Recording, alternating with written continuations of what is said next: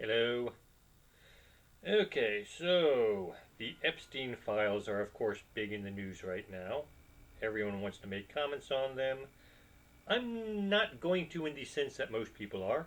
Um, I am going to look at them more as reacting to other people's reactions to them. So, the one source I'm following the most closely, who basically is the least biased, in my opinion, they also do a deeper research into things. They mentioned that there are, I think they exaggerated and said millions of files. They're talking about individual documents. Of course, these are all emails and stuff, so some of them are just like 2 or 3 lines long, probably. And it's not all about the whole child, let's call it molestation, you know, pedo thing. It's they're looking at it more along a political lines as well as the criminal proceedings, against minors, and they're looking at it as a financial thing as well because it's these were big money men in this mostly, politicians as well as financial gurus or whatever, and so it's not all about pedophilia, although that is what got it in the eye of the mainstream in the first place with those charges. And this is interesting because, like I said, they're going through this. They're doing a deep dive. And they gave like 2 introductory videos, I think possibly 3, talking about it. And their whole thing was, yeah, this is an introduction. There are, again, possibly exaggerating millions of files.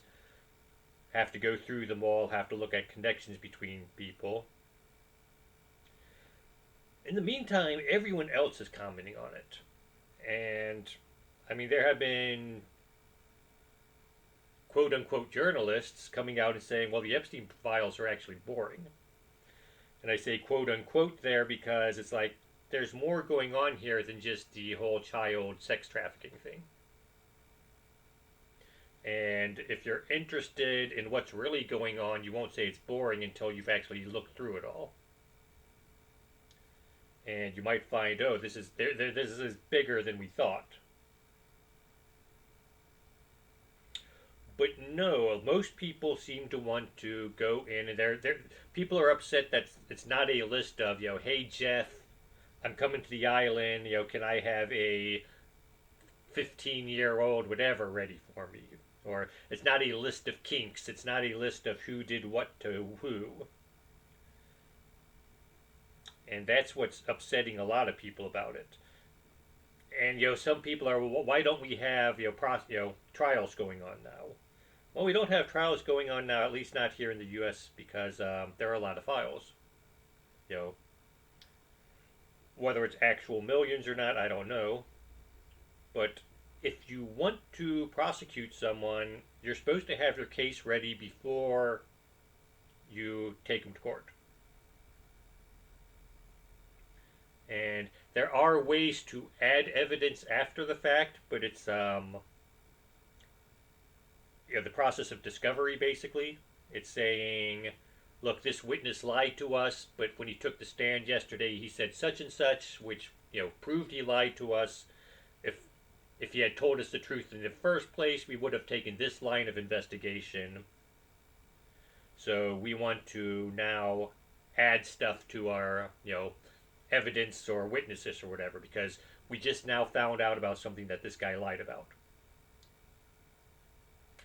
Beyond stuff like that, though, you're supposed to have your case ready. I mean, Trump was impeached twice, and people complained because, well, why didn't they allow this witness to say anything? Because that witness stepped forward after they started the impeachment process. And you aren't allowed to add to your case. You're supposed to have your case ready if you're going to prosecute someone. So we have all these files. If I say, this guy did this, we're going to put him on, put him on trial. and then tomorrow read more files which say, oh, he also did this, this, and this, or find other information that backs up what we have him on trial for currently, we can't enter it. We have to go through all the files, pull out all the relevant information against him, and then prosecute. So there's a lot to go through. One thing that was mentioned by the people, who I'm watching as they go through their process, not everyone who's mentioned in it is a bad thing.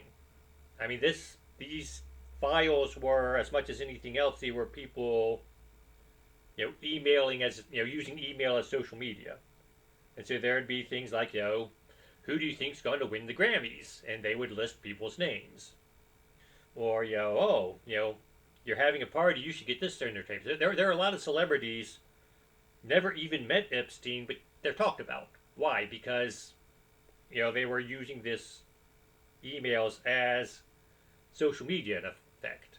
So they're giving their opinion on politics, on Hollywood, on sports, on everything. So just having your name mentioned doesn't make you a bad person, or it doesn't even mean you were involved.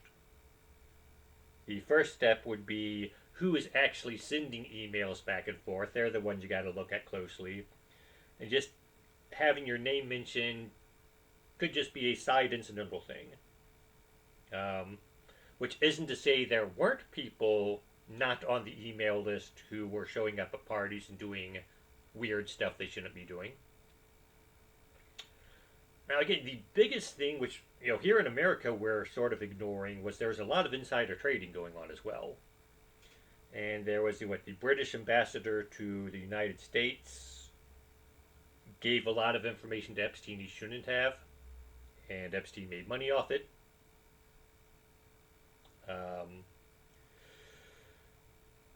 So right now there's a lot of going on in the British system.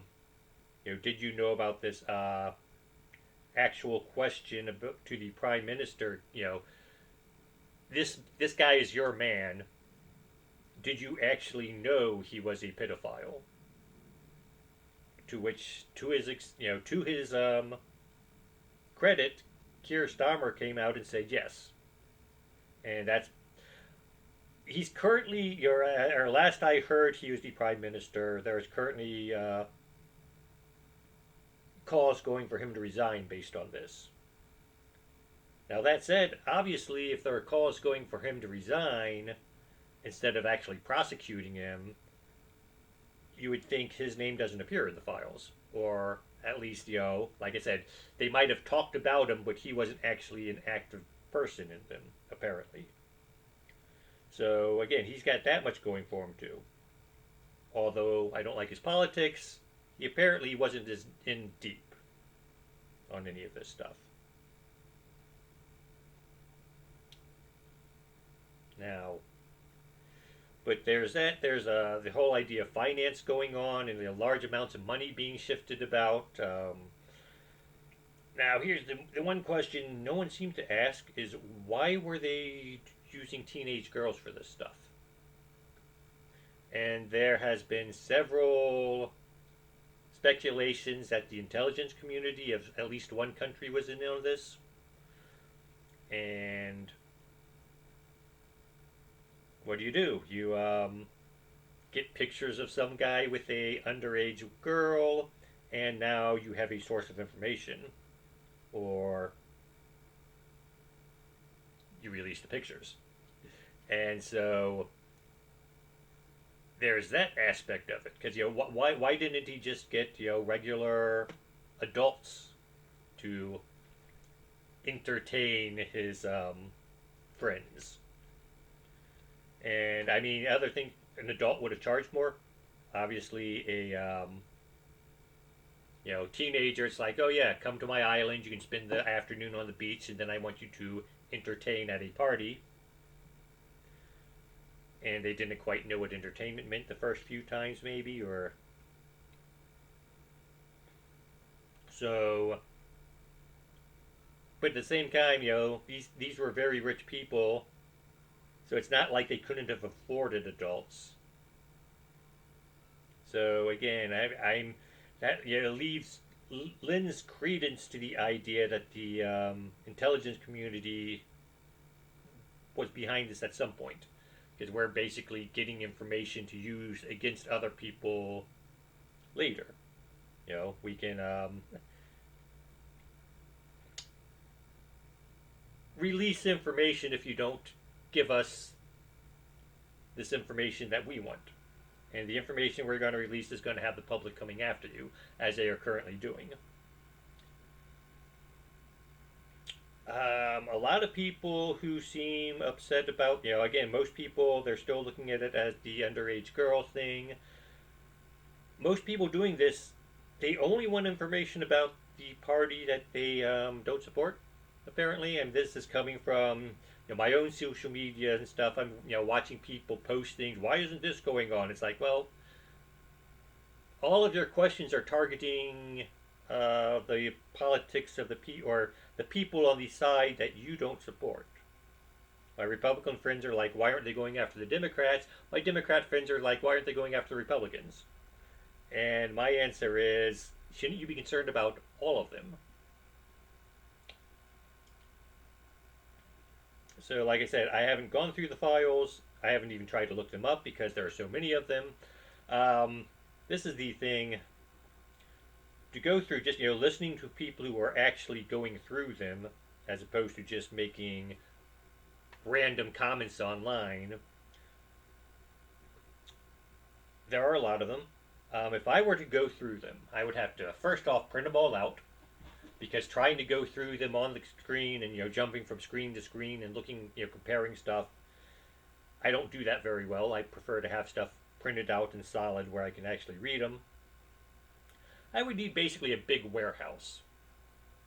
It's like the north end is the past, the south end is the future, and I would be laying out papers, in stacks.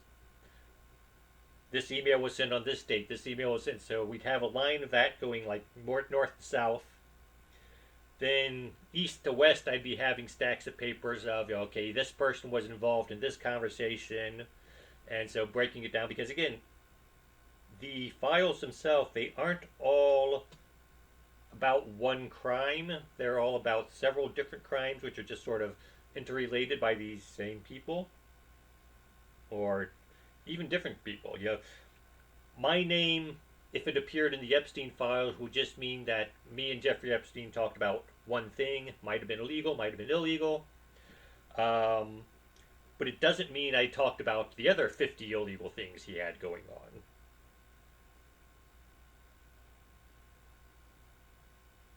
For the record, I am not in the Epstein files, or I shouldn't be.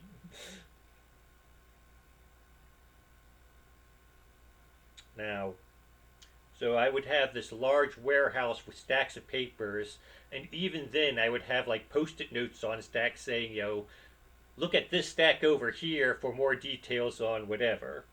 And so we would have, it's again a large amount of email, some of them related, some of them unrelated, multiple scams, illegal activities, whatever you want to call them, going on.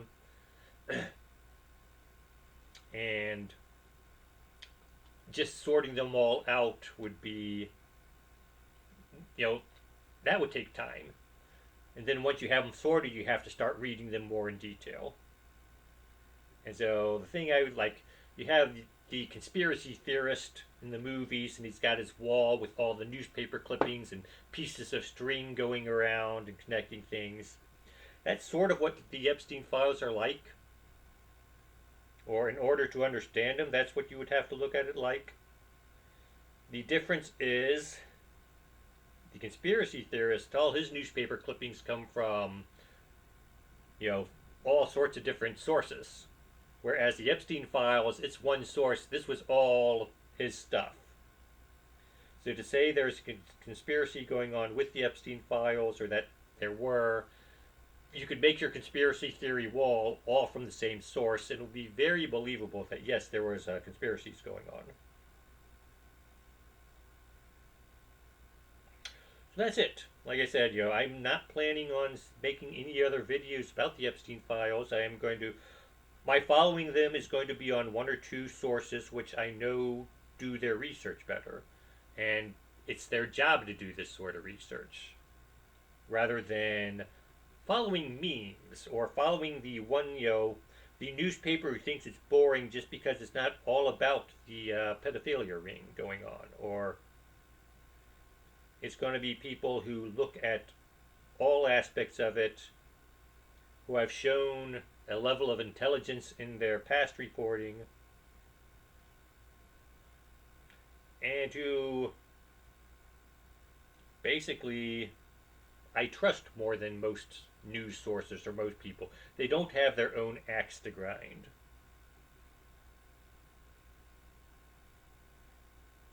That's it. Like I said, I'm probably never going to mention the Epstein files again, unless it's like as a just side note to something. And I don't intend on actually researching them myself, just because there are so many of them, and I've got my own life to deal with. That's it. Have a nice day.